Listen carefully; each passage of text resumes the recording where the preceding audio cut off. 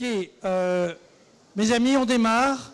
Donc, si ça ne vous ennuie pas, vous écoutez.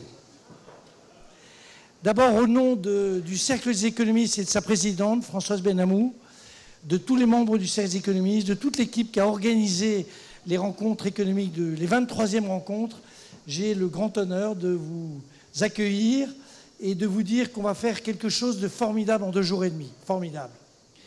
Nous attendons M. Muselier, mais je vais vous dire juste en 2 mots les raisons pour lesquelles nous avons choisi ce thème, qui est très original. Le thème a été développé par l'équipe des rencontres menée par Marion Joubert et il va surprendre. Nous croyons qu'on peut recréer l'espoir. C'est pas beau, ça? C'est beau.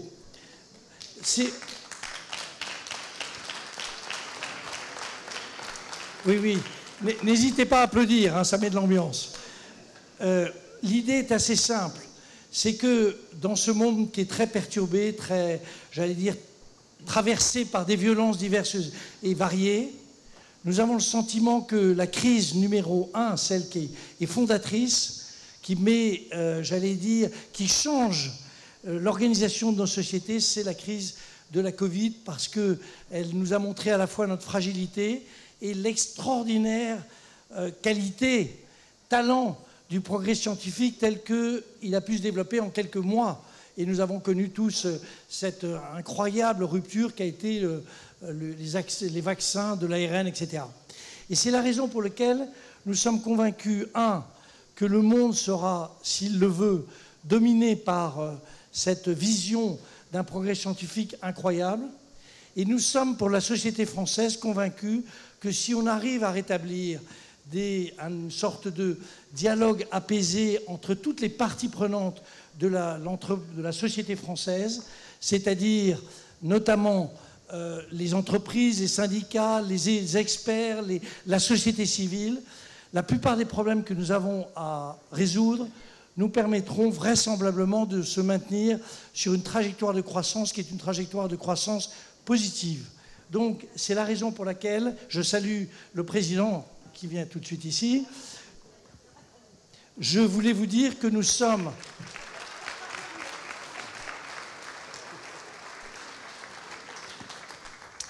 Je voulais vous dire que nous sommes fondamentalement, non pas naïfs, mais nous sommes optimistes à condition que, et c'est ce à condition que nous allons explorer pendant ces 2 jours et demi de travail. Maintenant, je cède la parole au représentant du président de l'AMU, qui est le doyen de la faculté de droit et de sciences politiques, qui est en réalité notre puissance accueillante, ou qui l'a été et qui le redeviendra, parce que j'ai cru comprendre qu'un jour ou l'autre, il va y avoir des travaux, donc ça ne va pas être facile, mais Madame la maire, s'il vous plaît, le plus tard possible. Puis la maire Sophie Joissin, la maire d'Aix-en-Provence, qui nous accueille avec un talent et une solidité incroyable, familiale, puisque ceci fut le cas de sa maman, et c'est aussi son cas. Et puis Renaud Muselier, que vous avez applaudi. Enfin, je remarque que vous ne nous avez pas applaudi, nous, alors on est un peu triste.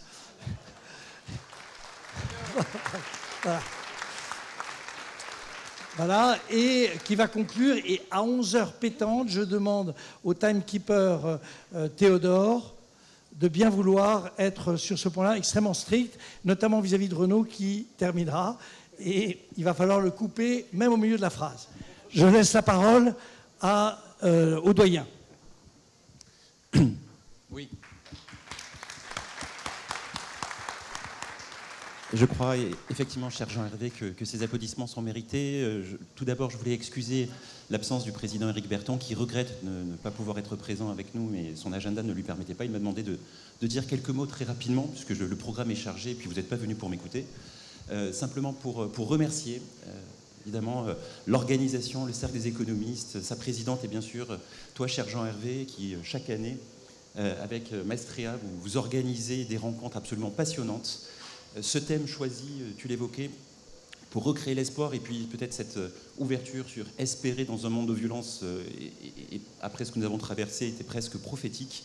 Mais je crois en effet qu'avec optimisme Il faut envisager cette question par ces rencontres, en associant la société civile, les partenaires économiques, les partenaires également politiques et l'université. C'est peut-être ce que je voulais souligner, avec la présence dans le programme de certains des collègues d'Aix-Marseille Université. On y est très sensible, parce que nous croyons aussi que nous avons notre rôle à jouer dans tout ceci, en termes de formation, car c'est chez nous que demain, nous allons peut-être préparer l'avenir.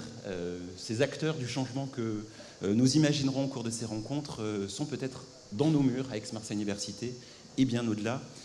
Dire peut-être juste un mot sur l'espoir que vous voulez créer. Alors je ne sais pas si le droit est porteur d'espoir, j'en suis pas certain. L'économie l'est peut-être. Dans la crise des banlieues que nous venons encore de traverser, je ne discute pas de la légitimité ni de l'action ni du mouvement, mais on met encore en évidence un fait. 3 fois plus de taux de pauvreté dans les banlieues, 10 milliards par an qui sont déversés dans les plans banlieues. On voit que ça ne fonctionne pas. Et donc, sur ce que vous proposez, il y a un pacte social à renouveler. Et je pense qu'à l'occasion de ces rencontres, les propositions qui seront faites seront extrêmement pertinentes et pleines de sagacité, comme toujours. Donc bref, un grand merci à toutes et tous pour cette organisation. On est à chaque fois nous ravis de vous accueillir, toujours avec grand plaisir. Et je vais tout de suite céder la parole à Madame le maire, en vous remerciant à nouveau.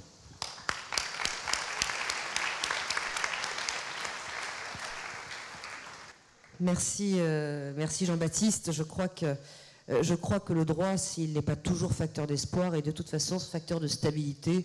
Et c'est une valeur dont on a besoin aussi, enfin un qualificatif dont on a besoin en ce moment dans notre société. Un immense merci à Jean Hervé, à Marie Castin, à toute l'équipe des rencontres économiques. Maryse a toujours eu cet instinct de dire carte blanche aux rencontres. Carte blanche parce que les rencontres ont évolué depuis 23 ans et ont évolué toujours dans une ligne de grande qualité.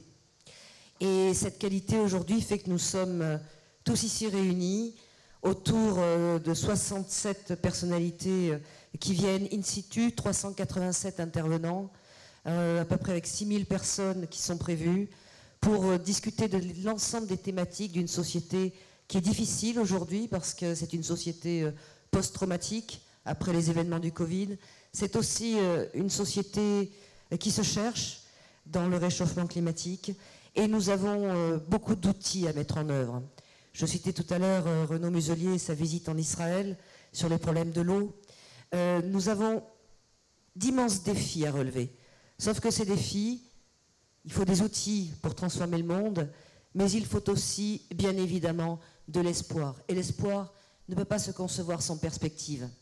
Et c'est aujourd'hui ce que l'on va essayer ce que les rencontres vont mettre en place durant 3 jours. La rencontre de personnalités extrêmement différentes. Le monde universitaire, le monde des penseurs, le monde économique, le monde politique, le monde des financeurs, le monde de la recherche. Aix-en-Provence est à la pointe en matière d'université, en matière de recherche, d'économie. Nous sommes quand même le poumon économique de ce territoire avec 21 000 entreprises et un technopole qui est le 4e au monde. Eh bien, nous allons foncer et merci encore à tous. Je vous demande d'applaudir très chaleureusement Hervé Lorenzi et je passe la parole à Renaud Muselier. Bon, Jean-Hervé, j'ai 20 minutes. Oh, ça va, je plaisante. Merci à vous tous et vous toutes pour votre présence. Toutes mes excuses pour ce léger retard, mais nous avons voté ce matin en commission plénière à la région près de 10 millions d'euros pour tous les commerces qui ont été pillés et 2 millions d'euros pour les forces de l'ordre pour les aider pour la suite. J'adore ici. Voilà. Pourquoi? Parce que ici, nous sommes dans la région Provence-Alpes-Côte d'Azur, à Aix, capitale des lettres, des arts, de la culture intellectuelle, du droit, et que fixer cette réflexion auprès de personnalités mondiales qui vont nous amener une expérience, un savoir-faire, une évolution, fait en sorte qu'il y a beaucoup de personnes qui viennent grandir ici, intellectuellement, humainement, psychologiquement, politiquement, et c'est très utile. Pourquoi c'est très utile? Parce que la région Provence-Alpes-Côte d'Azur, j'ai le plaisir de le rappeler en permanence, on est un petit pays de 5 millions d'habitants, on a la population de la Belgique, on a la taille de la Belgique, la population de la Finlande, et on a le produit intérieur brut de la Nouvelle-Zélande. Ce petit pays, il a 1000 km de côte, on est la Provence, les Alpes, la Côte d'Azur, on est le Sud, on a des caractères bien particuliers, et le fait qu'on puisse montrer qu'au-delà de nos cigales, de notre mer et de notre soleil, de nos lavandes, qu'on puisse montrer qu'on a aussi de très grosses entreprises installées ici, qu'il y a un développement économique très fort qui est piloté par la région, que nous allons investir d'ici 2028, avec l'aide de l'Europe, près de 30 milliards d'euros sur le territoire régional. Nous devons le faire au profit d'une stratégie qui fixe nos emplois, qui protège notre environnement et qui fasse qu'on soit plus heureux, de façon à ce qu'on soit dans la région du bonheur. Voilà.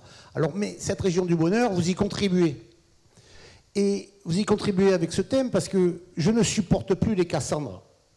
Les Cassandres, ils nous ont expliqué qu'on ne s'en sortirait pas après le Covid, voire pendant le Covid. Ils nous ont expliqué qu'on aurait beaucoup de difficultés cet hiver parce qu'on n'aurait pas eu d'électricité. Que nos plages, nos hôtels, nos restaurants seront vides cet été parce qu'on est encore en difficulté. On n'a jamais fait une aussi bonne saison dans nos Alpes que cet hiver.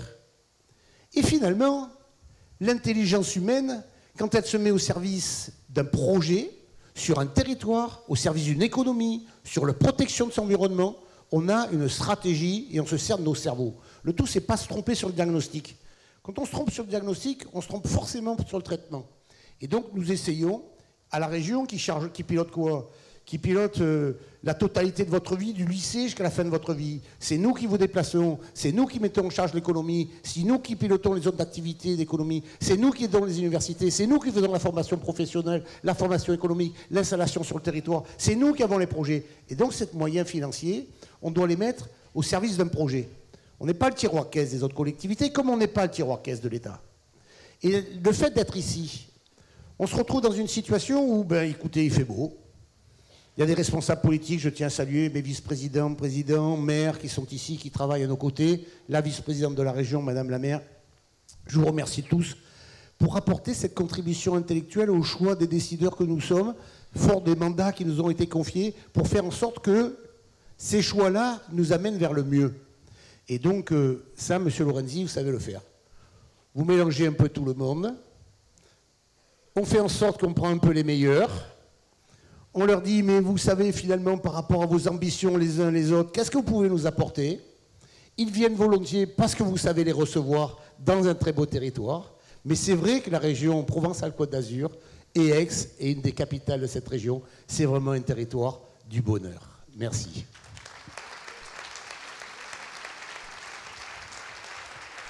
J'avais droit à 5 minutes, j'ai fait 4,45. Hein. Bien, écoutez, merci. On va démarrer donc la première session. Je vais demander donc aux 3 personnalités de venir. Lionel Zinsou, je ne sais pas s'il est arrivé. Je ne l'ai pas vu. Non, je n'ai pas vu. J'ai demandé au docteur Baye de bien venir. Et enfin, à Madame Chalmani de bien vouloir venir ici.